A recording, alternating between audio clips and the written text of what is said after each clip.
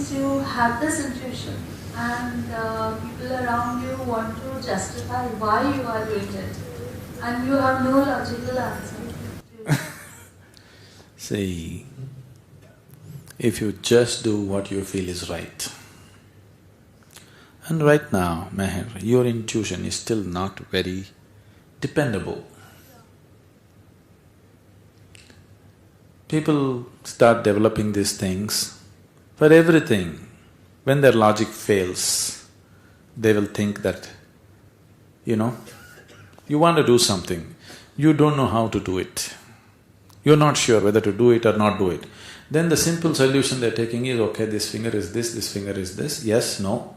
Give it to the child, if he holds this, yes, if he holds this, no. This is not intuition.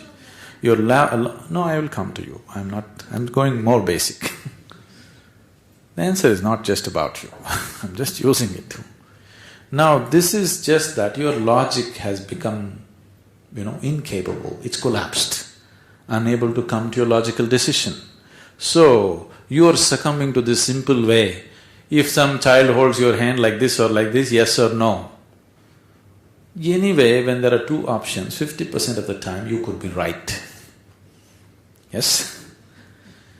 Being 50% of the time right is not good enough, isn't it? Yes? Isn't it so? I was, some time ago I was visiting a homeopathic doctor. There in his clinic they had put up an ad.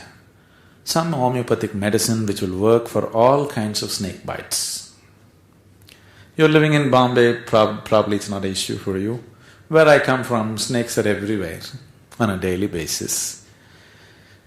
So I looked at this and then I asked him, how come this medicine you're advertising that it works for all kinds of snake bites? Because if you are not already aware of this, snake bites are fundamentally of two kinds.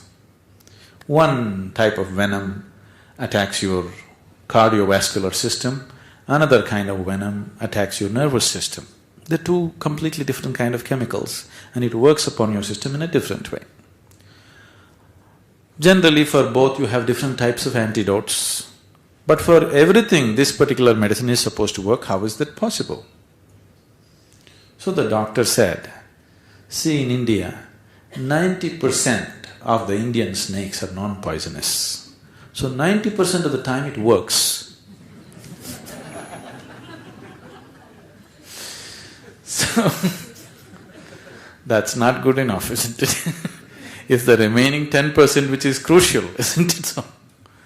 So, intuition, don't get into this thing about you trying to be intuitive. Never try to be intuitive.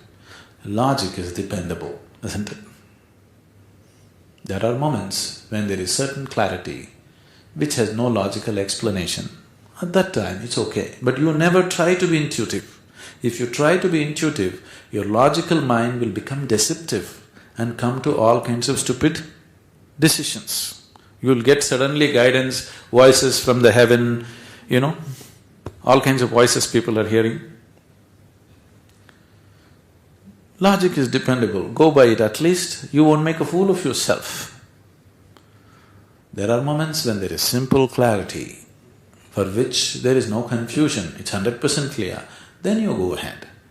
But now, whether you take a logical decision or an intuitive decision, people around you will always protest if it doesn't agree with them, isn't it so? Isn't it so? It's not because you're intuitive they're protesting.